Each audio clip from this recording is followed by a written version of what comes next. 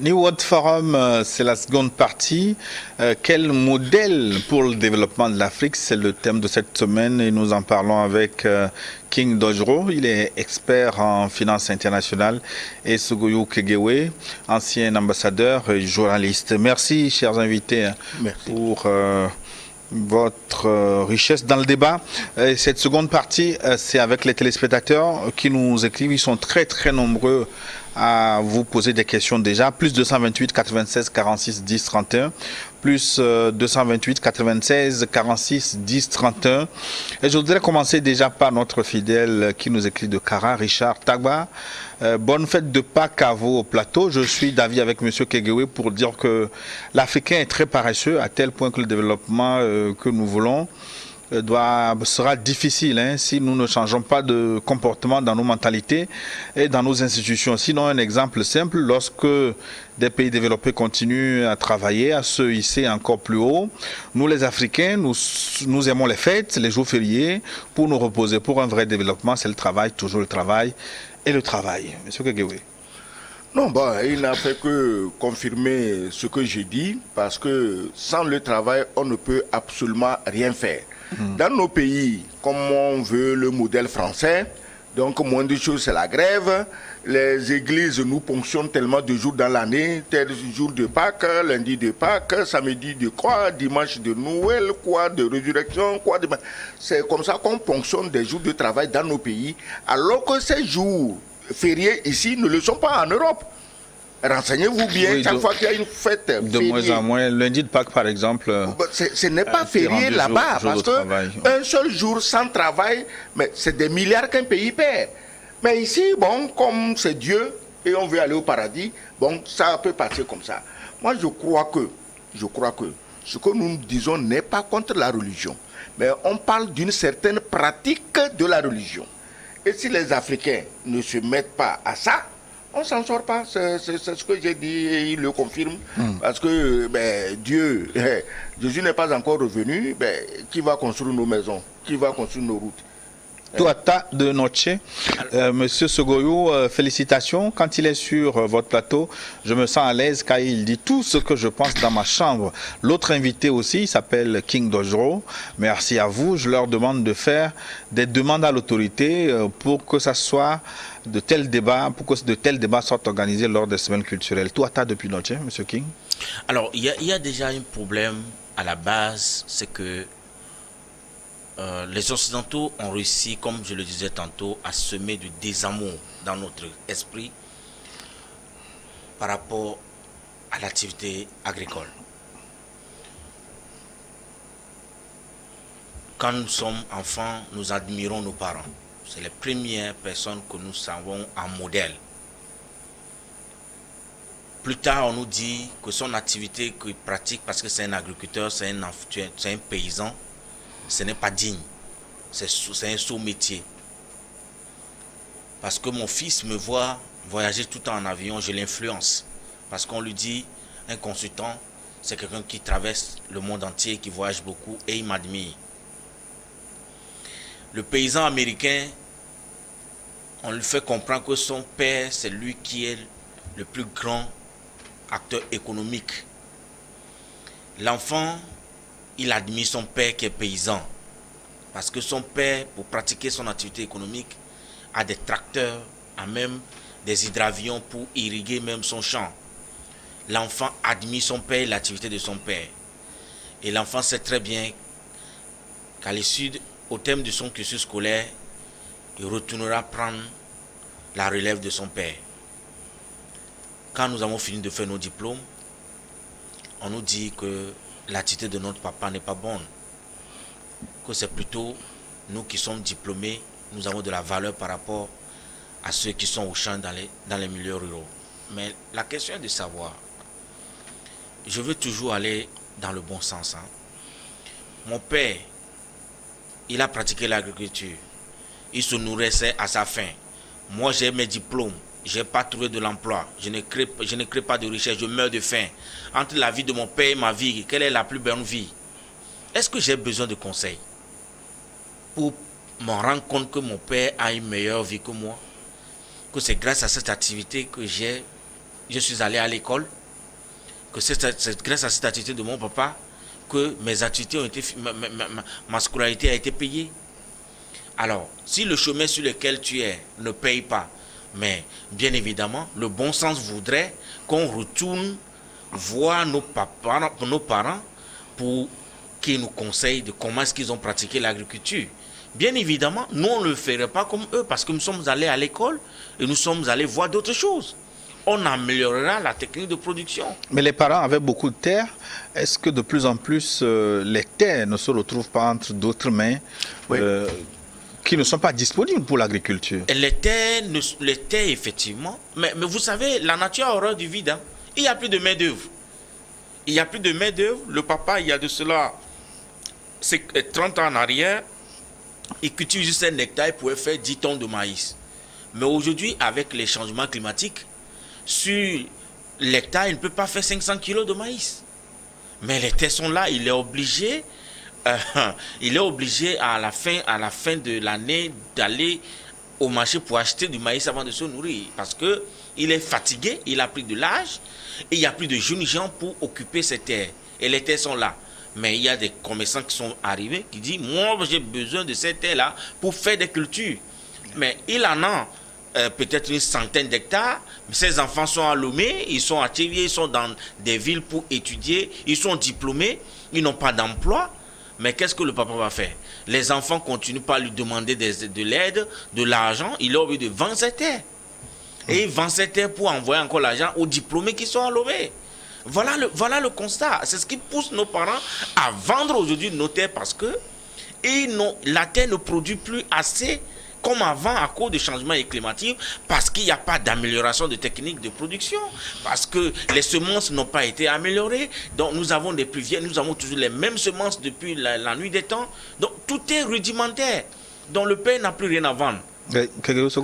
Écoutez, je crois que pour ceux de mon âge qui sont allés à l'école au village, on avait un jardin potager. C'est à l'école que moi j'ai appris comment on plante la tomate, comment on plante goma, la laitue, le piment. C'est à l'école primaire, dans les années 65-70. Et ça, à l'école aussi, on était des filles de paysans, on cultivait les arachides, mais l'école avait un immense champ d'arachides. Et le jour de la récolte, on envoie le maître le plus chanteur, il vous fait chanter pendant que vous récoltez, afin que vous n'ayez pas le temps de manger ces arachides. Mais maintenant, est-ce qu'il y a encore un potager scolaire? Je ne sais pas. Hein. Est-ce qu'il y a un champ scolaire? Je ne sais pas. Donc, c'est pourquoi je dis, dès l'école, on dit à l'enfant qu'aller au champ est une bêtise, que tu dois finir dans un bureau climatisé. C'est pourquoi on juge inutile de lui montrer comment on plante une tomate, inutile de lui montrer comment... Il y a des enfants à Lomé qui croient que les ignames produisent dans les arbres et on monte pour les cueillir. Mais ce n'est pas leur faute. Parce qu'ils n'ont jamais vu. Et c'est la plus grande insulte. Ça fait allusion à un paysan. Voilà. Tu es compétent, tu es un paysan. Donc tu es un homme, un moins que rien. Tu comprends, hein? Tu es un moins que rien. Donc si on ne change pas, si on continue comme ça, nous allons toujours avoir besoin du riz thaïlandais, du riz machin, du riz ceci, on nous donne cadeau. Les gens déstockent leurs réserves stratégiques qui sont périmées, ils viennent nous donner. Nous, on met en temps pour danser parce qu'on nous a donné. On vous a donné quoi? Et toute cette terre. Et puis il y a la mentalité, Gilles. Si on est à Pâques, hein, si par exemple tu as les moyens, tu veux faire un petit cadeau à ton voisin, si tu lui donnes le riz, et il lit dessus riz de Covier, riz de Cara, riz de Loti, mais il va croire que tu l'as insulté. Il faut que ce soit le riz parfumé thaïlandais. Le mieux, c'est de mettre dessus riz de Paris. Quand tu mets riz de Paris, ça prend la valeur de l'or. Mais cette mentalité-là, comment on va guérir nos gens avec ça? Et c'est de haut en bas, hein. Ce n'est pas seulement les plus petits. Hein. Les grands, même que vous avez envoyés étudier, ramasser plein de diplômes pour amener dans ce pays, ils raisonnent comme ça. Dieu nous écrit, Dieu c'est sort hein, en Kabylie, je pense. Ah, je commence par comprendre la langue. Et ça, Simlewa qui nous écrit à Wangelo que je connais bien. Sans discipline, il n'y aura pas de développement. Malheureusement, l'indiscipline est sans cesse croissante. L'école qui devrait participer à cette discipline meurt. Les élèves sont les maîtres aujourd'hui. Un élève indiscipliné ne doit pas être puni. On ne l'exclut pas, on ne le tape pas, on ne le gronde pas, car c'est violence morale. Le résultat, vous le voyez, comment ces indisciplinés peuvent travailler pour le développement demain. Vraiment, l'avenir est sombre. Si on ne réforme pas en profondeur l'éducation, pour qu'elle soit plus rigoureuse, nous avons un continent au pied d'argile. Le corona et la guerre d'Ukraine doivent servir de satin bloc pour le développement. Si on n'en profite pas, on n'aura plus jamais d'autres opportunités. Trop de paresse en Afrique. Simlewa et ça. Je vais dire quelque chose.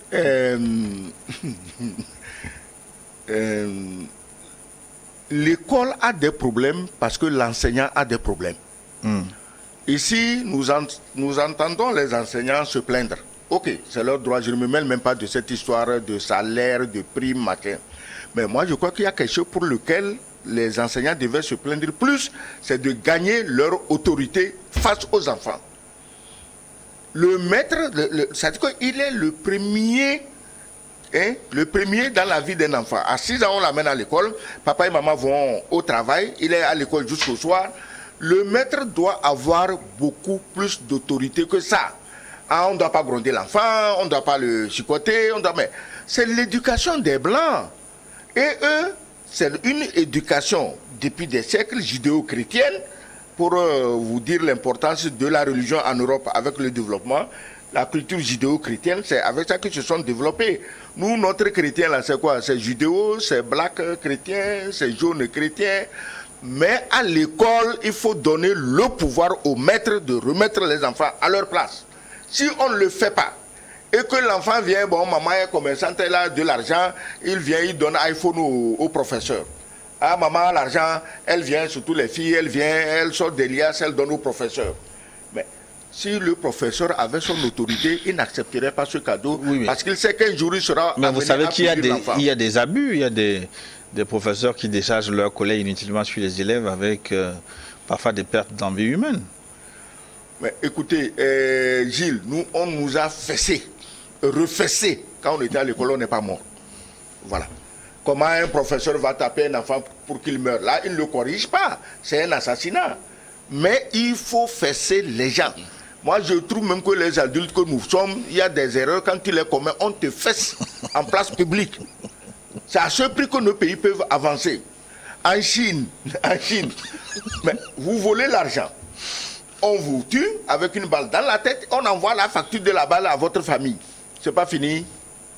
Votre famille doit rembourser le coût de la balle qui a servi à vous tuer.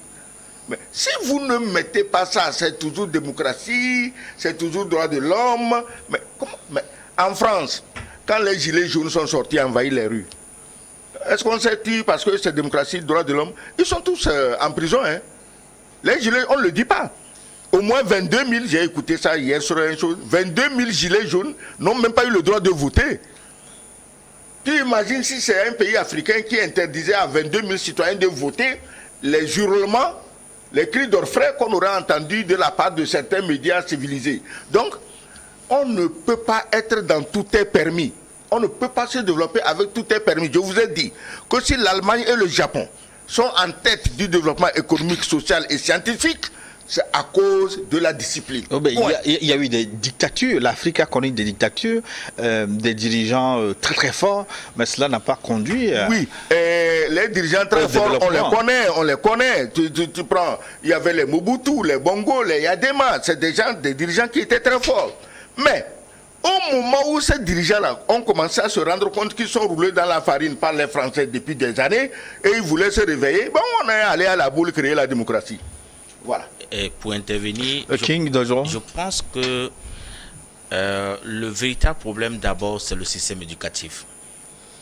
discipline ou l'indiscipline. Comme le dit Marcelin depuis Dapaon, oui. Il dit, je suis fier d'écouter M.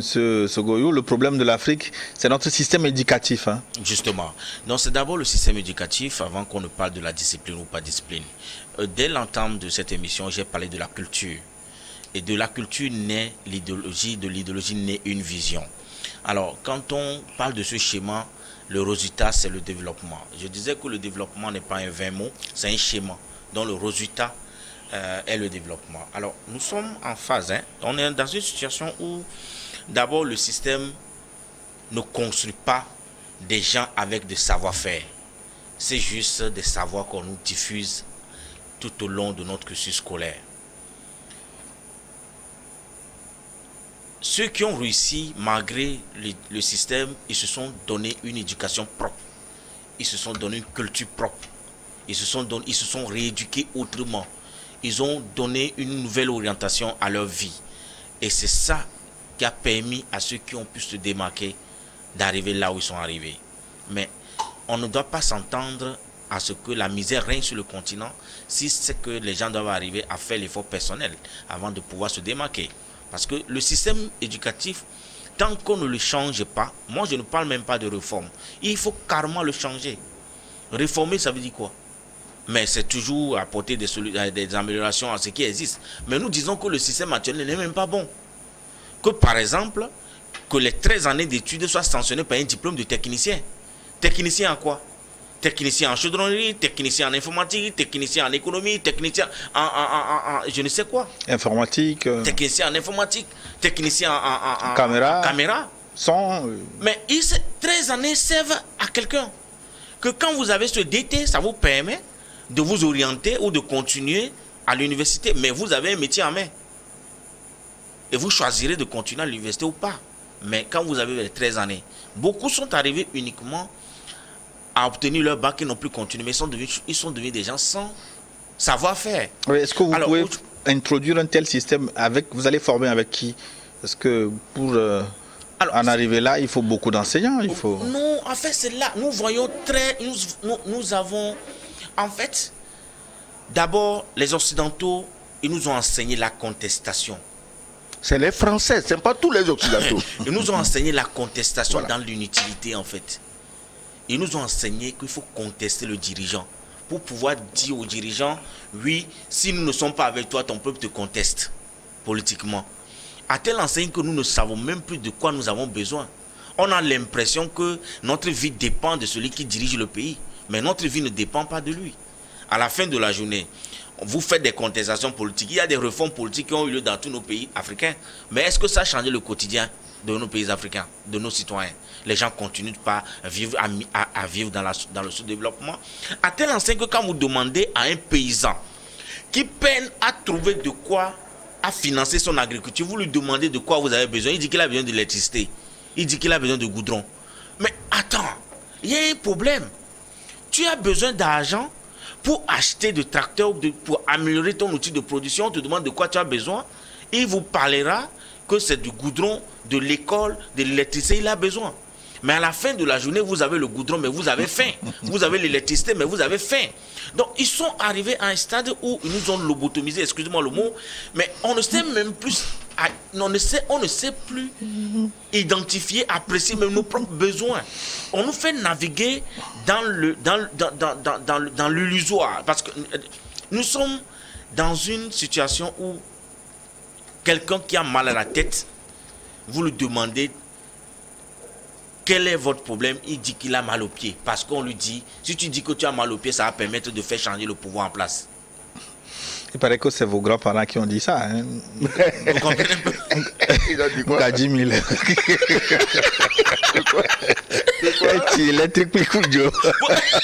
Vous voyez un peu? Vous voyez un peu le problème? Donc c'est arrivé dans notre vie. De l'école, ils sont arrivés à politiser tout. À dire à nos parents même qui sont en arrière-pays que vos besoins, en fait, ça dépend de ce que les politiciens vont venir vous présenter, vous proposer. Mais tous les villages où les goudrons sont passés, les gens continuent d'aller au champ avec la houe. Il y a toute la sous-production. Et en ces derniers temps, ils ont sorti encore un autre slogan pour nous embobiner encore que la route précède le développement. De quel développement dont on parle quand les gens quand les gens meurent dans la misère? Vous avez le goudron, vous n'avez pas de quoi manger. Vous parlez de quel développement? Est-ce que le développement des infrastructures contribue vraiment à changer les conditions de vie des gens? Ça peut viabiliser les terres. Oui, mais ça viabilise les terres, ça donne de la valeur à ces terres, ça rend encore les gens incapables parce que les revenus sont déjà faibles, ça rend les gens incapables d'acquérir ces terres. Voilà le problème. Non, à qui ça profite cela? Le gouvernement... Donc aujourd'hui, nous sommes dans une situation où on répète les mots sans réfléchir sur l'importance de ces mots et quel est l'impact de ces choses. Ok, moi je suis agriculteur. J'ai besoin de booster ma production pour ne plus avoir à dépendre du Burkina Faso pour manger la tomate, pour dépendre du Niger avant de manger de la tomate, ou dépendre du Nigeria avant de manger de l'haricot. Et vous venez me voir pour dire que vous devez mettre l'électricité chez moi. Je vous dirais plutôt installer la banque dans mon village pour qu'on finance l'agriculteur. Pour que l'agriculteur accède à des instruments s'améliorer. C'est de ça que j'ai besoin. Et quand nous sommes nombreux à être financés, que nous boostons notre production, nous-mêmes nous pouvons construire notre route. Nous-mêmes, nous pouvons électrifier, nous pouvons payer la société d'électrification pour électrifier nos villages. Parce que nous aurons de l'argent pour payer la facture. À quoi ça sert d'avoir l'électricité chez soi et à la fin de la journée, vous n'avez pas à manger. Si on n'a pas de poisson à mettre au frigo. Au fait, on donne la priorité aux routes, aux pistes rurales. Au fait, c'est justement pour booster ce développement parce que les gens produisent et ne peuvent pas transporter pour aller vendre. Ils ne produisent même pas, monsieur Sogo.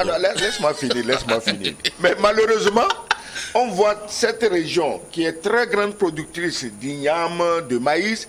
Le temps qu'on finisse de goudronner, tous les jeunes sont devenus émigrants. Donc, l'igname, le maïs qu'on voulait transporter, ceux qui le produisaient, ils sont tous en train de faire des émigrants. Mais la route est importante. Elle est très importante.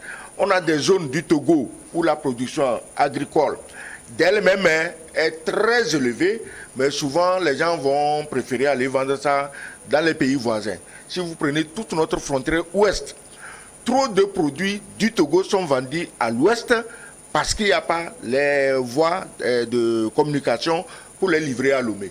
Ça, c'est arrivé. C'est des choses aussi qu'on constate. Il me semble qu'il ne dit pas que ce n'est pas important, mais que ça ne soit pas la préoccupation première. Il y a ce qu'on appelle le plan de retour sur investissement. Ouais. Il y a ce qu'on appelle le plan de retour. Il y a ce qu'on appelle le plan de retour sur investissement. C'est très important. Ce plan conduit à analyser à partir de quoi nous allons pouvoir garantir le remboursement de notre investissement. Ok, quand vous construisez la route pour aller dans une localité, c'est des milliards que vous déboursez. Et que cette localité n'est pas en mesure, de par son activité économique locale, de garantir le remboursement de cet investissement sur 20 ans. Parce que la localité n'a pas d'activité économique et que les collègues des taxes et impôts dans ces localités ne peuvent même pas nous garantir sur 20 ou 50 ans de rembourser cet investissement. C'est un investissement à perte. Mais qu'est-ce que ça coûte dans un premier temps de satisfaire le besoin de production de la localité dans un premier temps? C'est une démarche, comme je le dis, le développement c'est un schéma. C'est un schéma dont le résultat est appelé développement. Mais si ça ne suit pas un schéma, c'est comme si vous voulez préparer Akoumé. C'est un schéma pour obtenir Akoumé. Il vous faut du maïs et écraser d'abord la poudre. Et il vous faut de la chaleur à travers le feu. Il vous faut de l'eau. Mais vous n'avez pas réuni tous ces éléments et vous voulez obtenir Akoumé. Vous l'aurez comment? C'est un schéma qui conduit au développement. Mais quand le schéma n'est pas, quand les éléments de ce schéma sont, quand il y a un élément qui manque dans ce schéma, vous n'aurez pas le développement. La pâte sans le feu, vous risquez de faire Djachi. C'est le gari. Ça n'a comme Sadio Hatou nous écrit, ça n'a comme là Sadio Hatou. De façon structurelle, les pays africains ont un problème de vision économique qui n'est pas aligné sur leur réalité politique. Nous consommons sans modération tout ce qui est exogène et nous avons adopté un modèle politique occidental qui est à l'origine de beaucoup de nos maux. Le problème du développement de l'Afrique est que sur le plan politique, l'on dit que nos dirigeants pour un mandat de 5 ans renouvelable une fois, comme à l'occidental, alors que nos réalités socio-économiques font que les résultats des actions politiques allant dans le sens du développement ne se feront ressentir que dans le long terme. C'est ainsi que nos dirigeants font du pilotage à vue afin d'obtenir des résultats immédiats à présenter dans moins de 5 ans pour se faire réélire, alors qu'ils devraient prendre des décisions peut-être impopulaires qui nous feront souffrir aujourd'hui, mais qui porteront des fruits dans 30 ans pour nos enfants. Il est temps de penser à aligner notre modèle politique sur nos réalités socio-économiques. Oui, il a tout dit, hein, disons, c'est des observations. Mais malheureusement, politiquement, nous sommes extravertis. D'ailleurs, en toute chose, nous sommes extravertis. Je disais ici que le développement de l'Occident est inspiré de la culture judéo-chrétienne. Chez nous, nous n'avons pas de fondement. On n'a aucun fondement sur lequel on développe. Et puis nous, ceux qui sont allés à l'école, les longs crayons, comme les Camerounais aiment les appeler, les longs crayons. Mais dès que les gens quittent l'école, ils ne se cultivent plus. Ils ne savent même plus qu'est-ce qui se passe. Il y a des gens, il a quitté l'université avec une licence, une maîtrise. Il n'a jamais lu un livre, même dans son domaine. Il n'a rien lu. Mais au bout de 15-20 ans, il a tout oublié. Il lui reste WhatsApp. Voilà. Donc, les gens doivent se former. L'école te forme, tu te formes toi-même. Tu acquiers des connaissances qui peuvent aider à développer ta communauté. Donc moi je crois que l'histoire des influences politiques, c'est normal. 5 ans non renouvelables ou 5 ans renouvelables une fois. Moi je crois quand même que si un président est bon, s'il finit même les non renouvelables là, s'il faut le reconduire, on le reconduit. Hein. Après tout, après la fin de son mandat, Ouattara est revenu, la Côte d'Ivoire elle avance bien. Donc moi, c'est le respect de ces histoires-là. Je vous ai dit ici que quand les vieux présidents, les Bongo, les Yadema, les Mobutu ont commencé à se réveiller, on leur a amené la démocratie à la boule. Et Bongo, il est mort ou pas à Paris. Pourtant, toute sa vie, il a travaillé pour la France. Mobutu, il est mort ou pas à Paris ou à Washington. Pourtant, toute sa vie, il a travaillé pour ces gens. Donc, moi, je crois que nos dirigeants doivent savoir faire fi de ce que l'Occident dit. Kagame, j'ai cité plusieurs façons d'exemple ici. Je ne dis pas qu'il est le meilleur. Maintenant qu'il est en train de prendre tous les réfugiés pour balancer... tous les réfugiés qui vont en Angleterre, maintenant qu'il les prend pour les balancer. Des réfugiés contre financement. Contre financement, naturellement. Un nouveau... Voilà, ça veut dire qu'il fait un peu la traite des réfugiés, quoi. Donc maintenant, sinon, Kagame ne se demande pas ce que pense Paris de mon pouvoir, Washington de mon pouvoir. Il gère les Rwandais, il doit les gérer. Si quelqu'un gère les Togolais, et il est sûr de gérer les Togolais dans l'intérêt des Togolais, c'est pas la peine qu'il écoute ce que les gens racontent dehors. Bino nous a écrit aussi. Bonsoir le plateau, je suis Isaac Bino Gbemadon, professeur d'économie et artiste slameur engagé depuis le Bénin. Bonjour Bino. J'adore votre émission. Le réel problème de l'Afrique, c'est le système éducatif qui est une véritable arnaque. Notre école ne forme pas à créer de la richesse. C'est dommage. Ça me fait mal de voir mes apprenants en ville qui, après le bac, sont obligés de rentrer à l'apprentissage d'un métier pour ne pas mourir de faim. Et si on insérait dans l'enseignement général, comment entreprendre? Il faut que la politique économique de nos pays africains, prenne vraiment en compte cet aspect de la chose. Merci pour tout ce que vous faites pour éveiller la conscience de notre continent. Peut-être que je serai invité sur votre plateau d'ici là. Hein. Qui sait, vous êtes le bienvenu. Gbemadon Bino, il apporte un peu de l'eau à votre moulin, hein, King. Bien évidemment, parce que c'est un débat de bon sens. Hein. C'est un débat de bon sens. Et toute personne qui... dit le contraire de ce que nous développons, ça veut dire que la personne s'inscrit dans ce que nous condamnons, qui est le système actuel, le système éducatif actuel. Moi, je vais encore plus loin. J'ai l'impression que notre façon de concevoir, d'accepter ou de voir nos réalités nous est dictée d'ailleurs. Quand on nous raconte que nous sommes un pays, un continent riche, parce que nous avons de l'or, des diamants, nous avons des manganèses, nous avons l'uranium. Et quand les Nigérians ont de l'uranium et que cet uranium ne permet pas de produire de l'électricité chez eux, qu'ils ont un taux de couverture de moins de 10% d'électrification, parce que le système éducatif ne permet pas de former des ingénieurs, des chercheurs pour faire des fouilles, découvrir ce qu'ils ont dans leur sous-sol, les transformer pour leur utilité. À quoi est-ce que ça sert ces richesses? N'est-ce pas, c'est eux-mêmes qui ont défini ce principe fondamental qui dit qu'il n'y a de richesse que d'hommes? Pourquoi quand il s'agit d'Afrique, nous avons un continent plein de jeunesse et que quand on parle des ressources que nous avons, on ne parle que des mines, des ressources minières que nous avons?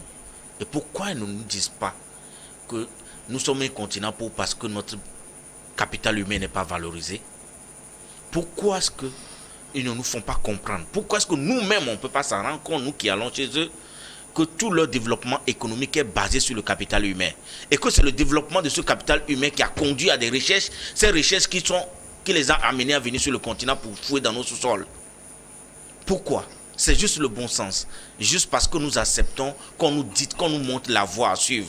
Même pour énumérer nos besoins, nous ne savons même pas. On demande de quoi as-tu besoin, tu n'es même pas capable de dire de quoi as-tu besoin, tu diras autre chose. Il y a un problème de prise de conscience en fait. Je pense qu'à travers ces émissions, nous devons nous réveiller en fait, pour nous identifier d'où nous venons, d'où est-ce que nous venons, où est-ce que nous sommes aujourd'hui et où est-ce que nous allons. Exactement. C'est de ça qu'il s'agit. Akakpo nous écrit depuis Anéha.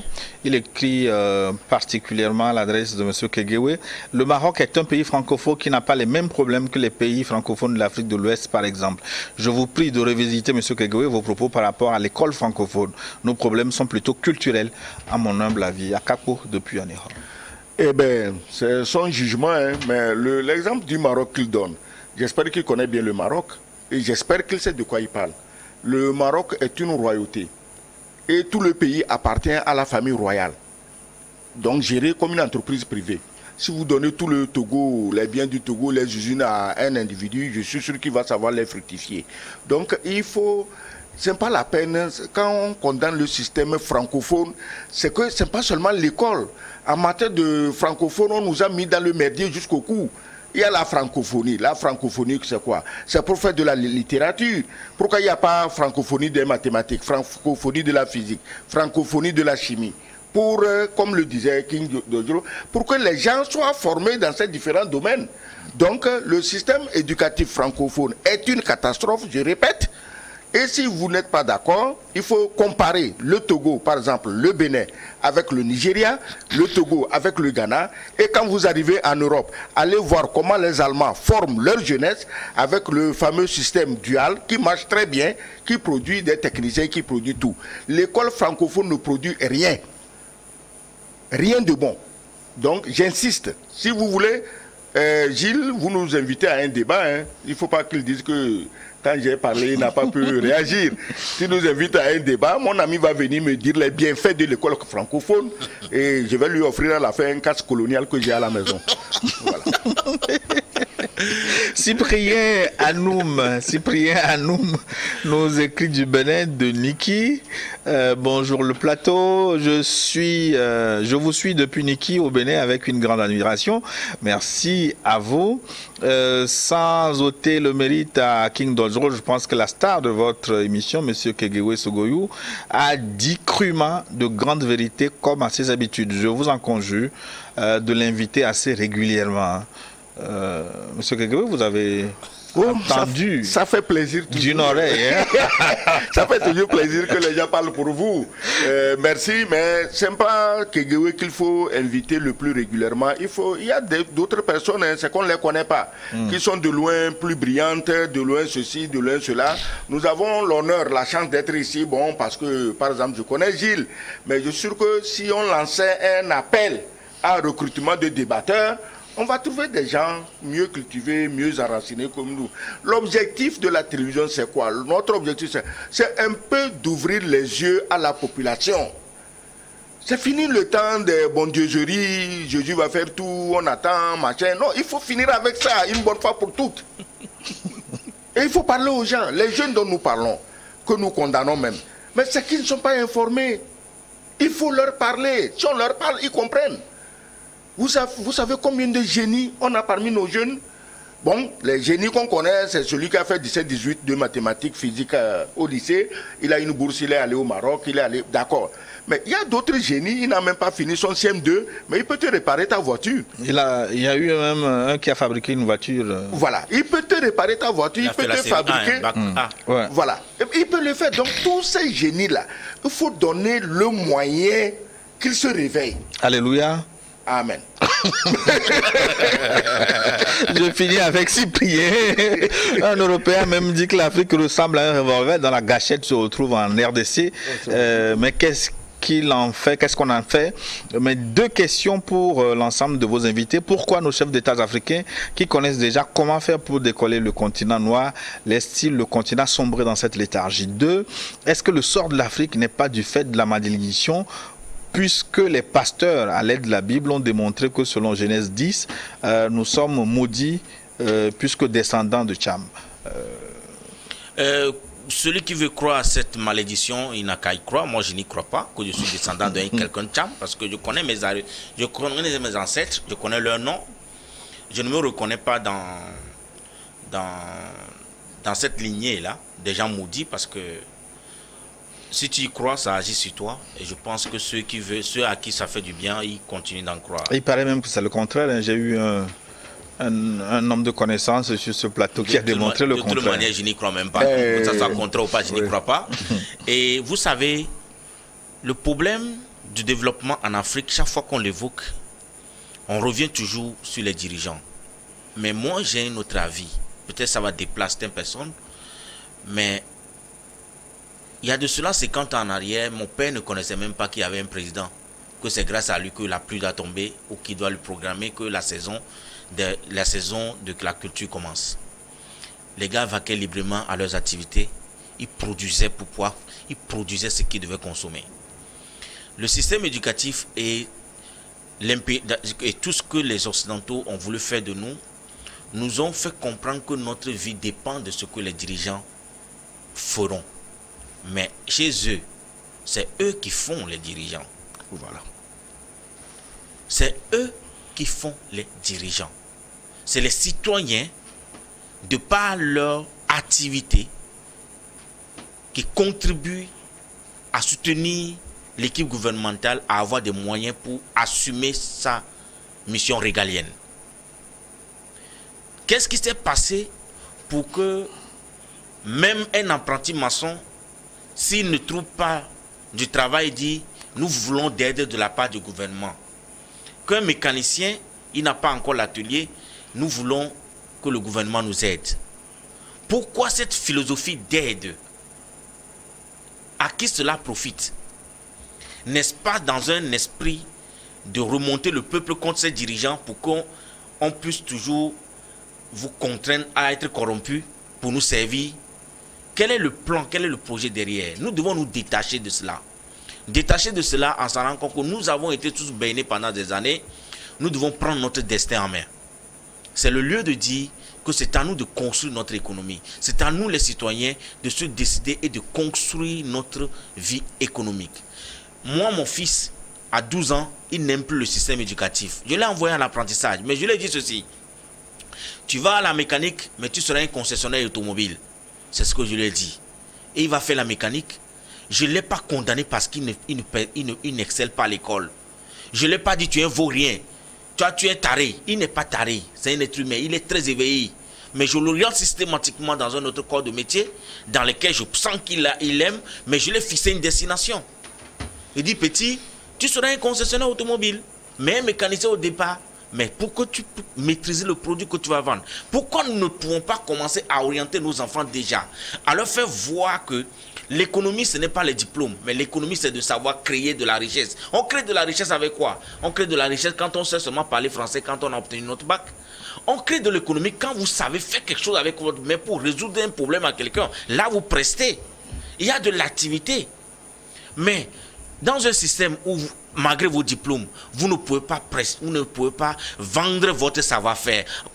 En contrepartie, on vous donne de l'argent pour satisfaire vos besoins. Il y a un problème. Il me semble que on doit revenir sur la définition de l'économie de façon basique. Pardon.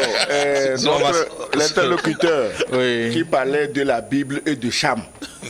J'aimerais lui dire que quand le catéchisme du village ou le curé t'a formé en catéchisme, dès que tu quittes ce niveau, il faut te former toi-même. Mais les gens, ils tiennent leur catéchisme de 6 ans, toute leur vie, et ils meurent avec.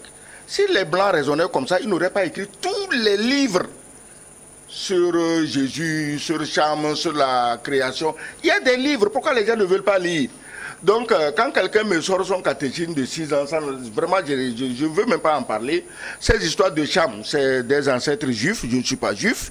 Donc, je ne sais pas pourquoi qu'est-ce que je vais chercher dans une histoire, une fable des juifs. Je ne suis pas juif. Les juifs même, les plus curieux, les juifs même, mais ils ne croient pas à ces conneries. Les juifs ne croient pas, ils ont la Torah, ce n'est pas la Bible. Mais pourquoi les Noirs ne veulent pas bouger? Avec quoi on nous a ligotés? Avec quoi on a anesthésié notre cerveau? Pourquoi on ne veut pas avancer? Donc il faut laisser de côté, personne n'est maudit. L'Afrique a des problèmes et tout le monde doit contribuer à trouver les voies et moyens de sortir de ces problèmes. Et je répète, travail et discipline. Vous êtes d'ailleurs mieux que les Juifs, hein, parce que descendu du ciel directement. Ah oui, pourquoi pas? Si on est descendu du ciel, c'est une possibilité. Hein. C'est une possibilité. Ezoué nous écrit de l'Egbacito, c'est long. On va essayer de lire une partie. Bonjour. Le panel, aujourd'hui, vous avez reçu mes 2 meilleurs panélistes de cette émission. Ah bon? Ah, donc je suis sur la bonne voie d'ailleurs. Je les fais revenir régulièrement. Est-ce qu'il faut soigner les certitudes, dit-on? Ouais. Mauvais départ de l'Afrique, je ne suis pas du tout d'avis, car nous ne sommes acteurs. Nous ne sommes pas acteurs de notre développement. L'histoire nous enseigne par exemple que l'Égypte et le Mali étaient des empires très développés qui ont rayonné à travers le monde. Quand on parle de développement, qui définit ce qu'est le développement, se demande Ezoué, et comment l'Afrique s'est-elle engagée dans ce processus? D'abord, le développement actuel de l'Afrique est imposé et calqué sur le modèle occidental par le bâton, sans aucune intégration des réalités qui sont les nôtres. Nous avons perdu notre culture, notre tradition et notre spiritualité. Aucun peuple ne peut se développer sans sa culture. De plus, les Occidentaux nous ont privés de nos bras valides et tués nos intellectuels, soit physiquement, soit par abrutissement. Et cela continue jusqu'à ce jour. Fuite des cerveaux, dénigrement des produits fabriqués localement. Ils passent par exemple par nos médecins pour nous faire croire que les huiles que nos parents produisent contiennent du cholestérol. Quelle bêtise! Comment voulez-vous que l'Afrique puisse se développer? Il est très remonté, notre ami. Mais il est très remonté. Je pense qu'il vient. Il est en phase avec moi.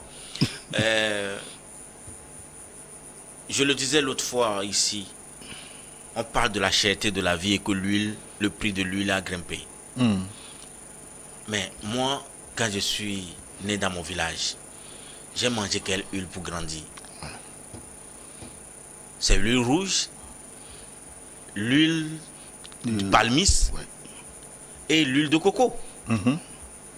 Je ne suis pas mort. Ma maman a 83 ans, elle vit, elle n'a mangé que ça. Mon père avoisine 100 ans, il vit. Mais moi, j'arrive en ville, on me dit que l'huile là, il y a plein de cholestérol dedans. Quand nous étions enfants, on nous a dit que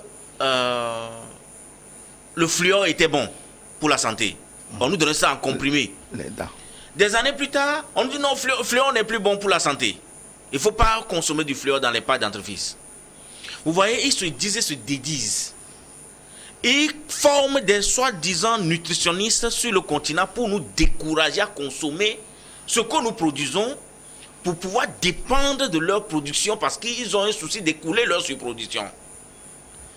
C'est l'un des continents où les gens vieillissent. C'est-à-dire que pendant que chez nous, la population croît, là-bas, ça décroît.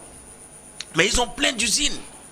Mais si la population décroît, que les usines travaillent 24 heures, qui va consommer ce qu'ils produisent? Mais il faudrait que certains consomment cela, dont les Africains. Donc, décourageons au maximum les Africains à ne pas produire ce qu'ils consomment, en leur disant que le poisson qui vient du fleuve, de la lagune de Baie n'est pas bon, qu'il s'est pollué. Mais moi, je suis né au village, il y avait le marigot, j'ai bu l'eau de marigot. D'autres, excusez-moi le mot, il serait vulgaire. de l'autre côté, des gens pensent qu'ils étaient la fin du marigot, ici, là-bas. Nous sommes encore peut-être à 1 kilomètre, nous buvons la même eau. On n'est pas morts. Mais on dit que l'eau, le poisson qui va venir de ce fleuve-là, c'est un poisson pollué dont vous mangez, vous allez mourir. Kofi nous écrit de Kara, belle émission, l'adaptation de l'école à la nouvelle donne de l'emploi est une nécessité, mais jusqu'aujourd'hui au Togo, on ne sent pas une transformation des cures qu'il a dans l'enseignement pour amorcer le changement que proposent les invités de votre émission. Kofi de Kara. Oui, c'est pourquoi on va conclure avec ça. C'est pourquoi je disais tantôt que nos enseignants, nos braves et courageux enseignants qui revendiquent certains droits, je ne me mêle pas de ces droits, devraient aussi se pencher aussi sur certains aspects de leur travail et du résultat de ce travail. Les curricula dont ils parlent, qui peut les adapter? C'est nos enseignants. Donc, je crois que le gouvernement manifestera sa bonne volonté, mais il restera que tous les acteurs prennent ça au sérieux. Le problème au Togo, c'est qu'on politise tout. Les meilleures intentions, dès que tu les politises, c'est foutu. Donc, je vais vous ajouter la question de Nakpan Chapou. Ouais. Bonjour à New World, joyeuse fête de Pâques aux invités. Je voudrais seulement rappeler que l'Église joue un grand rôle pour mettre de l'ordre dans notre société. La preuve est que les hommes politiques ont toujours fait appel à l'Église. L'exemple de la Commission Vérité, Justice et Réconciliation. Nous avons aujourd'hui certaines autorités qui sont peut-être disciplinées. Ils ont appris la discipline grâce aux écoles confessionnelles. Les églises enseignent les plus grandes valeurs sociétales. Nous connaissons beaucoup d'exemples dans notre pays. Essayons de voir la grande part de l'Église dans notre éducation. Je vous remercie. C'est à nous, Africains, de voir ce qui est bon pour nous. Merci à tout le monde.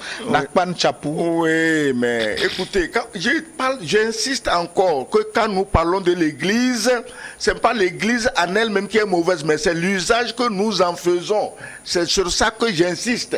Mais moi qui vous parle, je suis un enfant du collège, d'un collège chrétien. J'ai fait le collège Chaminade de la 6e jusqu'en terminale. Je leur suis immensement reconnaissant. Mais j'en ai tiré ce que je peux. Mais est-ce que tout le monde en a tiré la même chose? Donc nous ne condamnons pas l'Église. Nous disons que la manière dont les Africains utilisent l'Église, c'est ça qui tue le développement.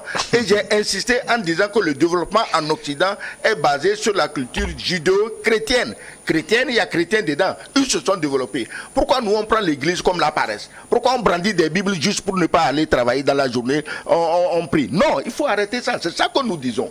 Merci.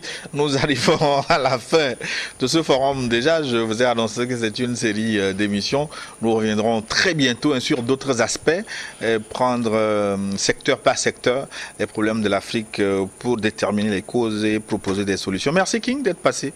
Merci beaucoup. C'est toujours un plaisir d'être invité à participer à ce débat. Je suis convaincu que nos propos impactent positivement beaucoup de téléspectateurs. Oui. Et que petit à petit, l'oiseau va faire son nid. Toujours. Merci.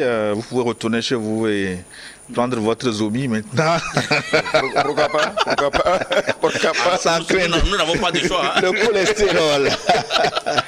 Pourquoi pas? On n'a pas le choix. On va manger notre zombie, pourquoi pas? L'huile de qualité, une très bonne huile. On va la manger. Merci à Magloire Adokou pour la réalisation de cette émission. Dans un instant, une nouvelle édition du journal sur votre chaîne. À très bientôt.